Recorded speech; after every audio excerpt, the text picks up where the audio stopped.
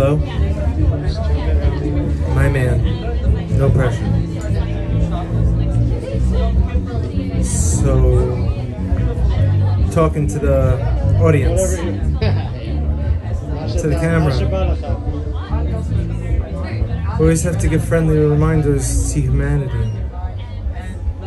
Oh, you know what?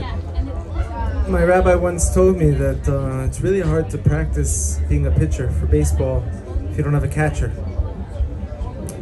Thank God I have a good catcher over here. So I'll go through the whole pitch just for this beautiful soul, and we'll see what happens. It's like a conversation between me and my best friend over here, Mr. Epstein, yes? Because we were always talking about one day doing a podcast together, you and I. I think you have wonderful content to share with humanity. Beautiful. So it all starts off basically like this, because it's the psychology of humanity. If someone steals something from another person, and I have that treasure that belonged to another man in my back pocket, I kind of keep it there and I hide it there. And I want to flaunt it to the world to let the world know I have this treasure. So psychologically, I'm going to want the person that I stole it from dead. Right? I'm going to want the person I took this treasure from to die. Why? So I could finally flaunt this beautiful treasure without someone coming to me and being like, hey bro, that's mine. So I want him dead. So the nature of psychology is when you take something from someone and you hide it, you want the other person dead. So you're looking at all these people who want the children of Israel dead, who want to kill us. And I'm like, wait a minute. Does the Vatican have the menorah under their property? You think about that? These are things to think about. Once you suggest things to think about, then you can start thinking. So basically, in planet Earth today, we have treasures that once belonged to us that another nation now has hidden underground, and they're actively for 2,000 years trying to kill us. And the psychological studies teach us that when you take something from someone, you want that person dead so you can flaunt the thing you took from them and be the chosen people. So I'm like, maybe world peace is just like everyone giving back what they took. Is that like a kosher thought? Audience approval? I would love to hear why not, because we're trying to like refine these messages. So if someone has our menorah, and that same person trying to kill us, and the psychological study says when you take something from someone, you want to kill them so you can flaunt the thing you have, is it not give us back our menorah and you may want to stop trying to kill us? And it'll be world peace? How'd you know that was the menorah? The Arch of Titus. They built a huge statue and a huge arch showing that they took our menorah. So any votes? Consensus to this being a kosher idea or not? I'm waiting. Is it a kosher idea? Oh, because they made a statue of the Arch of Titus. They took our menorah. The Roman soldiers. It's under the Vatican. Let's say it is under the Vatican. Is that a kosher idea then, what I said? Give us back what you took from us. It's the Roman rapist's property after a certain amount of time? Is that what you're suggesting? I would like to hear what the devil has to say, because I would like to talk. I would love to hear what the devil has to say, because I would love to talk back to that devil. Yes. So if the devil says back to me, yeah, I stole this from you, but enough time passed that it's mine, I'd be like, devil, that's not the way the world works. No. Because halachically, something only becomes acquired if it's taking you in what happens? If you have yesh, if you give up hope. Guess what the Jewish people never did? We never gave up hope. And that's why we sing Ein Shum Yesh, and that's why we have a song called HaTikva. So because we never gave up hope in getting our menorah back, we should get it back. Now what do you have to think about this? Kosher or not kosher thought? Thank you, devil. I got the devil's approval. Thought number one. I have a few more thoughts I want to run by humanity to see if it's kosher thoughts. This one we got? Okay. I had it at the beginning, but I wanted to No, I appreciate so much the advocacy. It means the world to me. Yes, we need it. The gematria of Adam is ma, is what. Saying if we don't say what, you are not a human. So by you challenging me, that's what makes us human. So it's really appreciated. I'd like to suggest another thought to make kosher, something controversial. So they say that the four minim, arba minim, are keneged the body. Lulav, etrog, hadasim, and aravot.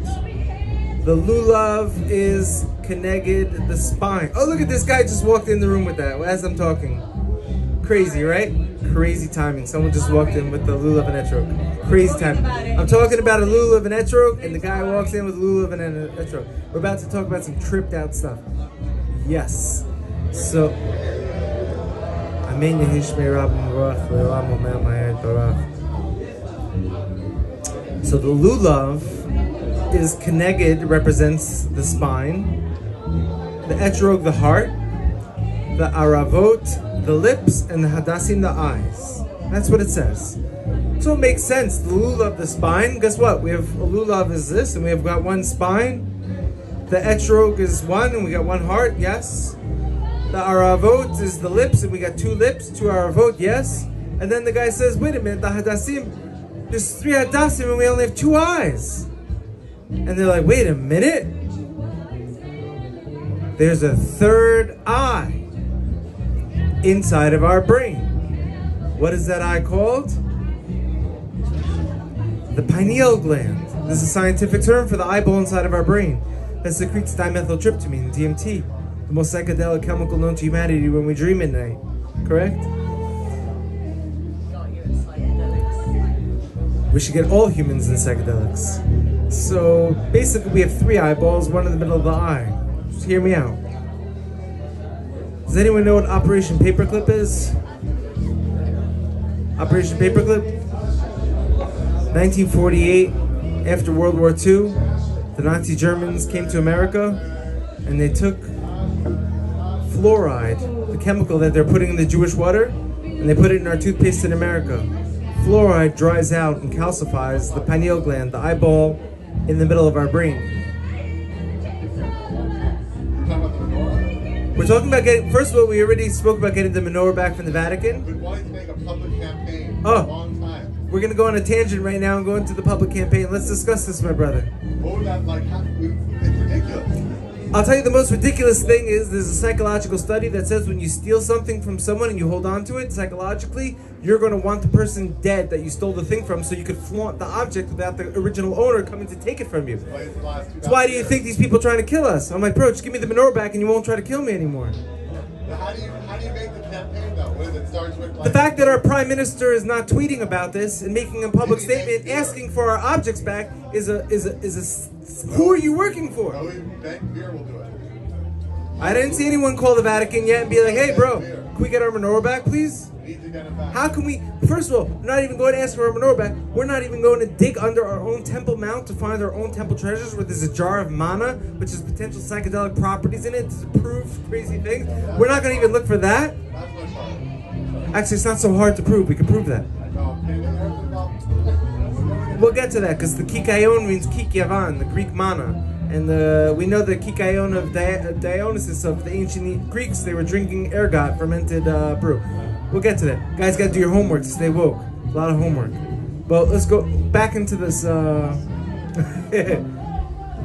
back into Operation Paperclip. All of a sudden, we have an eyeball in the middle of our brain that secretes dimethyltryptamine, DMT, when we go to sleep at night.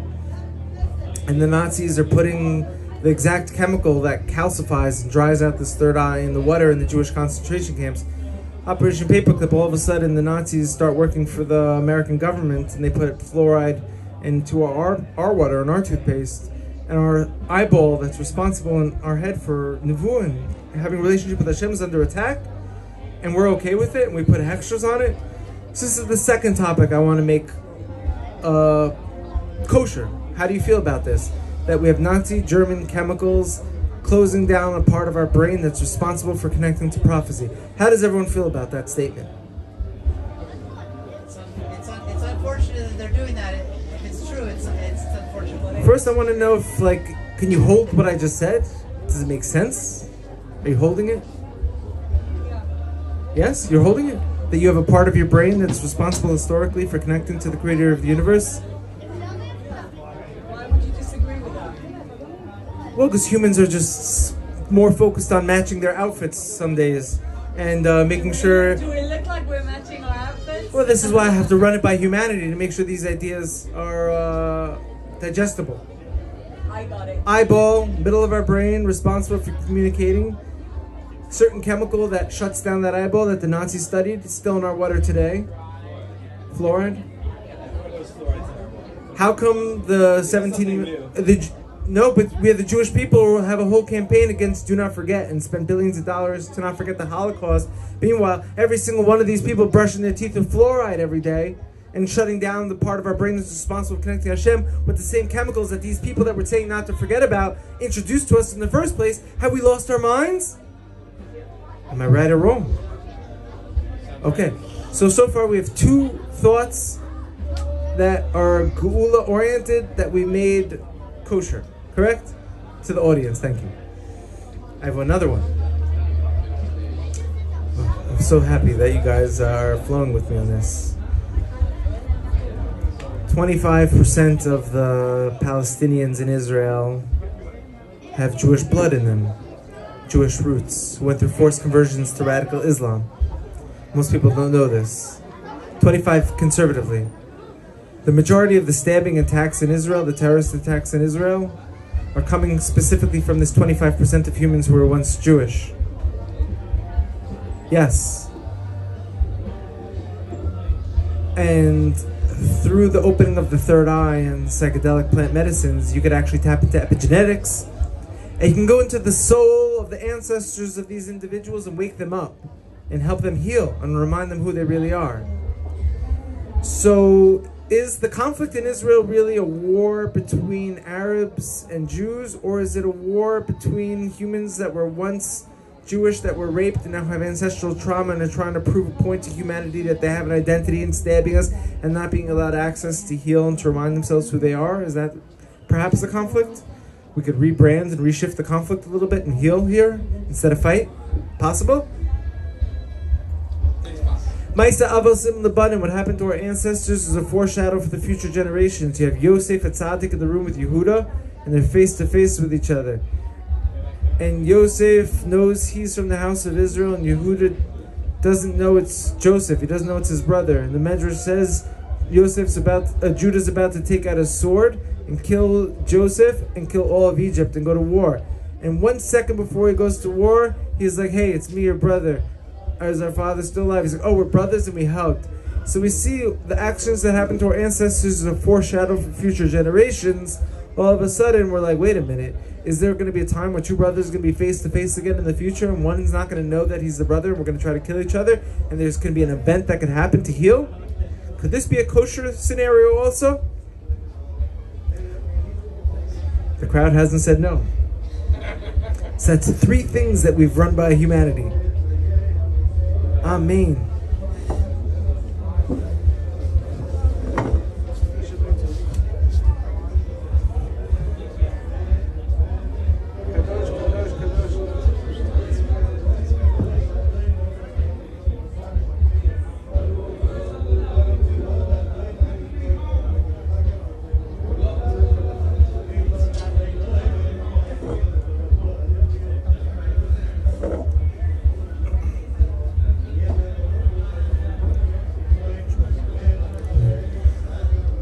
That was basically the three things I wanted to run by humanity to make sure I wasn't crazy and to see if we could have a consciousness shift in the way we view scenarios. And those are three major topics that will affect everything relating to the Geula. So thank you for acknowledging these new novel ideas, not arguing against them and saying they could make sense. And if all of our people, Klal Yisrael, accepts these ideas, we will be in the Messianic days within a day. Just by accepting those principles that I've just mentioned. I've got 3 or 4 more of these principles that we have to mention and discuss, but we're going to microdose it, and we're going to low dose them into humanity's brains. So I think that could be it for now. Unless you guys want more, because I can keep going.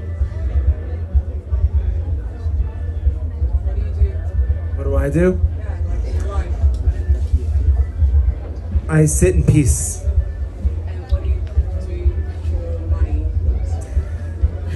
That's the greatest idea. What do we do for money? Or what do you do in What were the humans supposed to be doing for money in the first place? work the land? Were there bank accounts in the time of Moses? Did they have debit cards and everyone had a login and a password?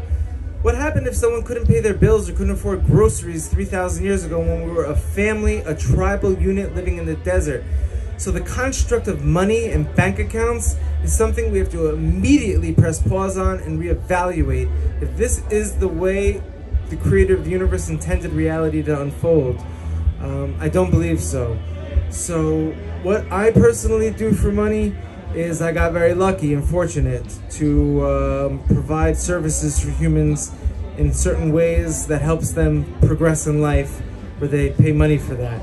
And I don't believe that's even fair. So I try to go into Shabbat every week with $0 to my name and worry from Sunday to start from scratch. I don't have a credit card and I don't have a bank account with any money saved. It's not for me, and it's not healthy to do such a thing because it's very dangerous to store the value system that the Romans put on us. That's the one thing keeping us in the state of exile. As it says in the Talmud, there's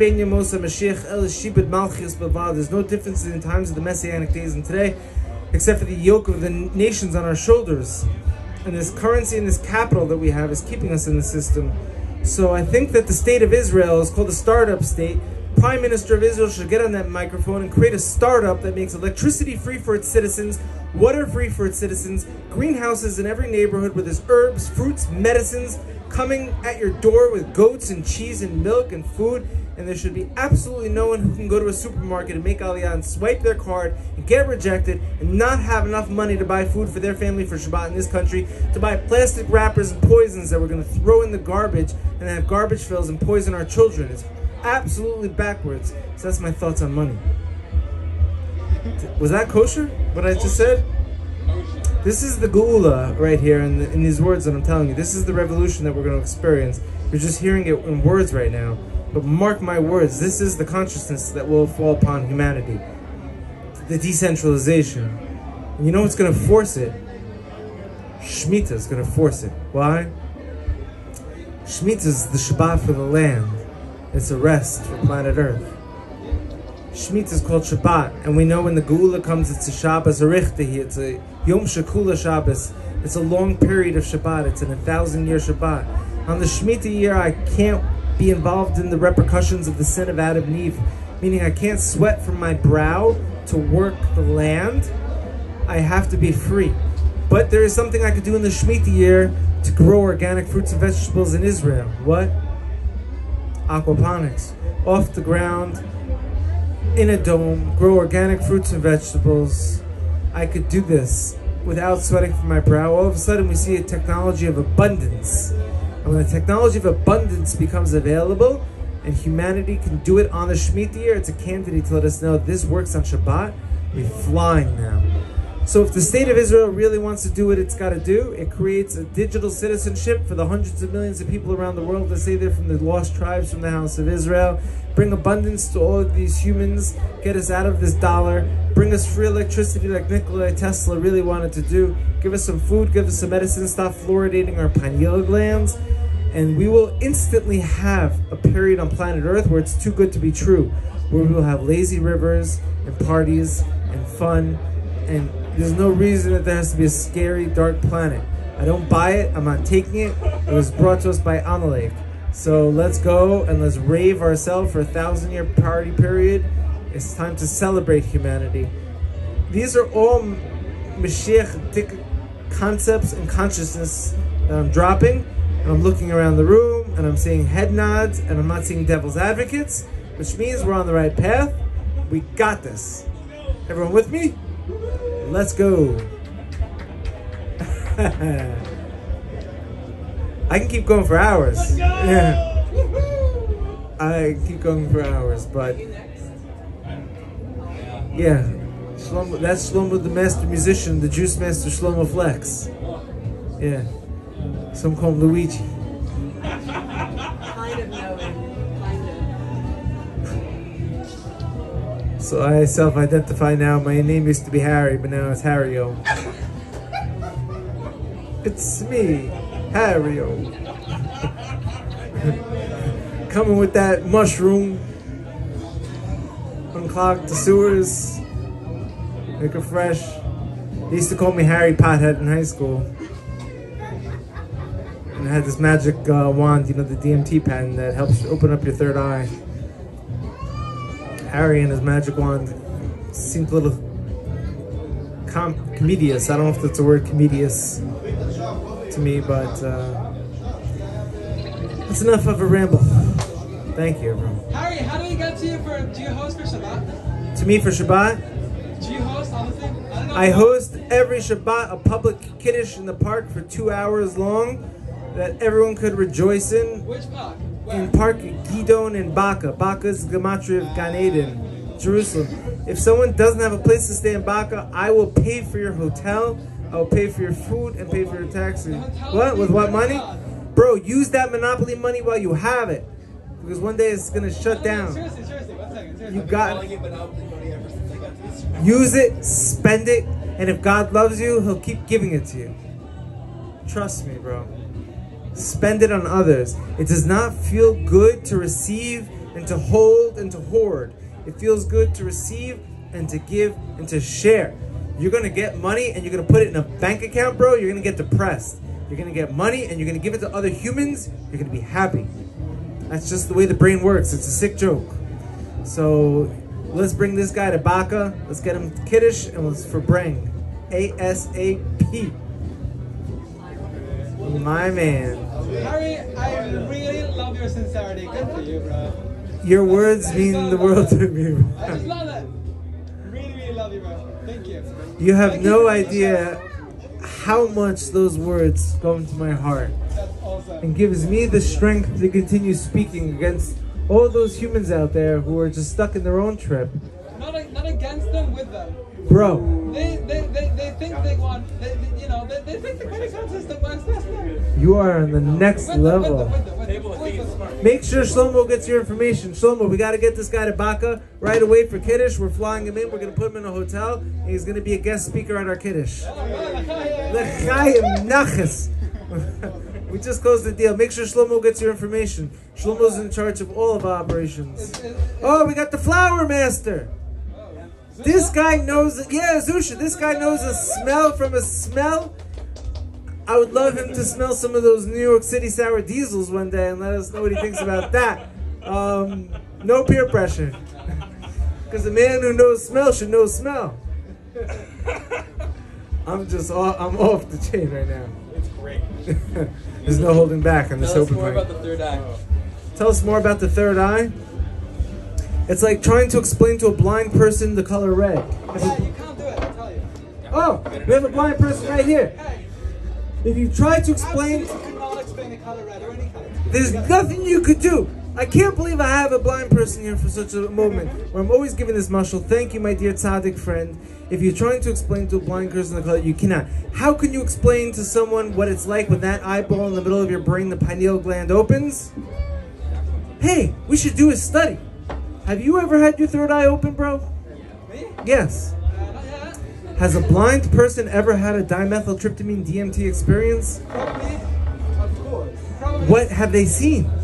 That's a great question. We don't know yet. Science must know right away. Would you be involved in a government-backed research I have a better answer. I think it depends what you're asking. to open your third eye and let us know what you see? What about rabbinical back? Do you mean ayahuasca? Ayahuasca, the main chemical of ayahuasca is DMT. So it's just instead of a 6-hour journey where you purge, it's more like an 8 to 9 minute experience where you're going into the another dimension. Which could be like 40 years.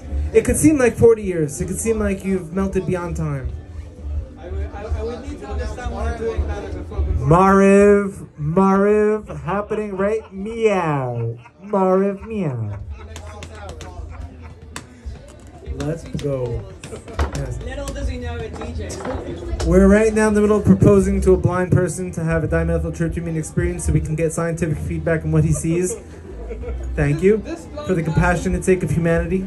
This blind person remains a respectable honorable gentleman that this blind person is also a neshama and a yid. Yes. Proud to be Yoseph Bashvili. Bro, Shalom, Harry. you could be the Mashiach and save planet Earth. We love you, my man.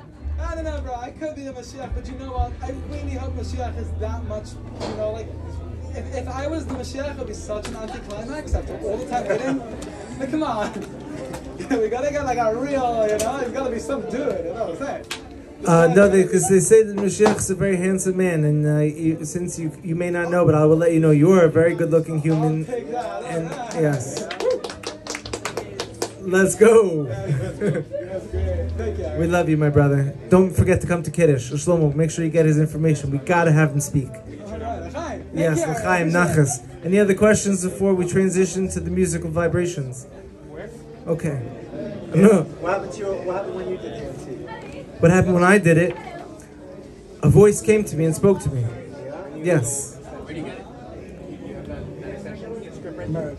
When my third eye opened, a lot of things happened. When my third eye opened multiple times in my life, and there was a lot of different communications. The first one reminded me that the first one reminded me that we come from a nation, from Abraham thousands of years ago, and Abraham made a deal with the creator of the universe, and the deal between Abraham is still alive today, but Abraham's not alive, so the deal needs people to upkeep the deal, and if you upkeep the deal, then the universe will work and flow through you. So I was interested in upkeeping that deal. That's when I stopped doing drugs and drinking alcohol and partying and looking for girls, because I said that's not going to serve me, and I started to guard my Brit, my covenant, stopped spilling my seed in vain about 20 years ago, and started to ferment my chill, and started to manifest spiritual powers. That was the first time my third eye opened. And then it also told me to go to Israel and get a plot of land to make a space. It didn't tell me why, it just said go to Israel and get land. Wait, you were second at this point. I had not kept a Shabbat in my life at that point. I was in college partying, doing drugs, and going to clubs. And living the best American dream you could imagine a human could live. And it said go to Israel and buy a plot of land.